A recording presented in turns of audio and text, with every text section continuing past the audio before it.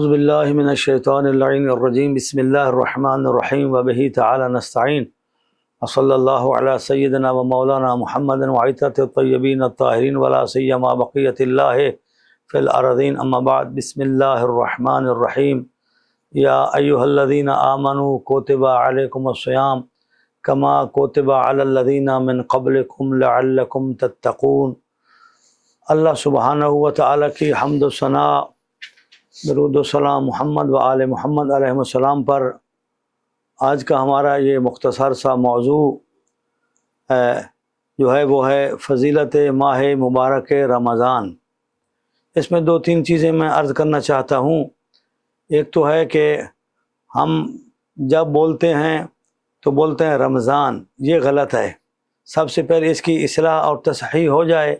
لفظ رمضان، رمضان، اور حدیث شریف میں آیا ہے کہ آپ یہ کبھی نہ کہو کہ رمضان آ گیا یا رمضان ختم ہو گیا، رمضان جا رہا ہے، اس لیے کہ رمضان اللہ سبحانہ و تعالیٰ کے اسماء مبارکہ میں سے ایک اسم ہے، یعنی اللہ تبارک و تعالیٰ کے ناموں میں سے ایک نام ہے۔ تو یہ نہیں ہو سکتا کہ آپ کہیں رمضان آ گیا یعنی اللہ آ گیا، نعوذ باللہ اللہ تعالیٰ چلا گیا، اللہ تعالیٰ جا رہا ہے، اس میں توہین ہے، چونکہ رمضان اللہ تبارک و تعالیٰ کے ناموں میں سے ایک نام ہے۔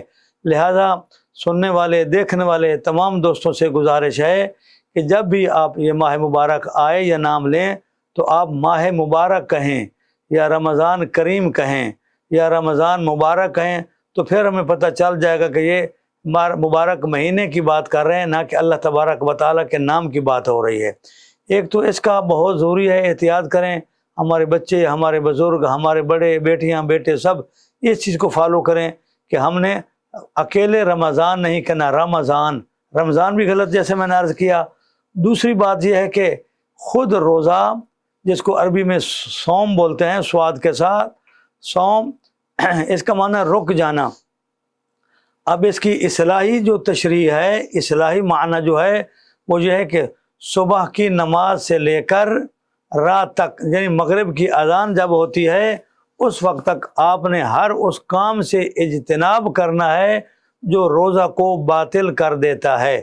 روزہ کو باطل کرنے والی کتنی چیزیں ہیں، مثلا کھانا پینا، جماع کرنا، پورا سر پانی میں ڈبو دینا، یا خداوند کریم، رسول اللہ یا ائمہ علیہ السلام کے متعلق کوئی جھوٹ بولنا، یہ وہ چیزیں ہیں جو روزہ کو باطل کرتی ہیں۔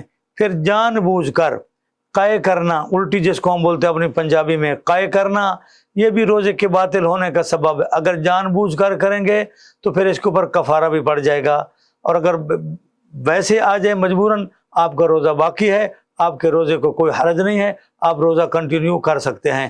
اسی طرح ہمارے ہاں کے فقہ میں ہے کہ اگر انسان جان بوجھ کر پانی میں پورا سر، ویسے نہانا کوئی حرج نہیں ہے، لیکن سر ڈبو لینا پانی میں، اس میں سے حکمات اور طبیب یہ کہتے ہیں کہ کچھ ایسے انسان کے ذرائع ہیں جہاں سے پانی اندر جاتا ہے، جیسے ناک ہے، منہ ہے، کان ہے، ان اعضاء سے پانی اندر جاتا ہے، تو شریعت فرماتی ہے کہ نہیں بھائی آپ ایسا کام نہ کریں جو روزے کی حالت میں پانی اندر چلا جائے۔ تو یہ تو مختصر سے ہے جو روزے کے میں آپ کو خدمت میں عرض کرنا چاہتا ہوں۔ روزے کی فضیلت بہت زیادہ ہے، بہت زیادہ ہے۔ پھر اس میں یہ بھی آ جاتا ہے کہ بھائی روزہ افطار کروانا، روزہ رکھوانا کسی کا۔ پھر اس میں سب سے جو اہم ترین بات ہے، یہ ہم جب کسی کو ایک روزہ بھی افطار کراتے ہیں اس کا ثواب بہت زیادہ ہے۔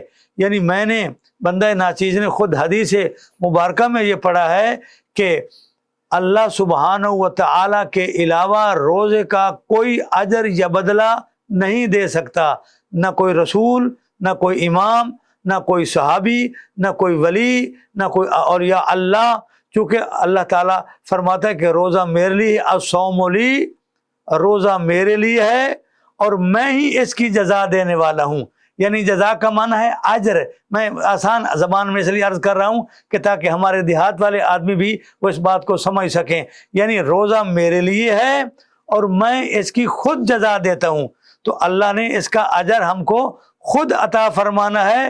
روزہ قسمت والے رکھتے ہیں. ہمارے ہاں ہمارے ملک پاکستان میں تو بہرحال یہ بہت ساری چیزیں ہیں. انشاءاللہ مزید اس ڈیٹیل میں آتا ہوں.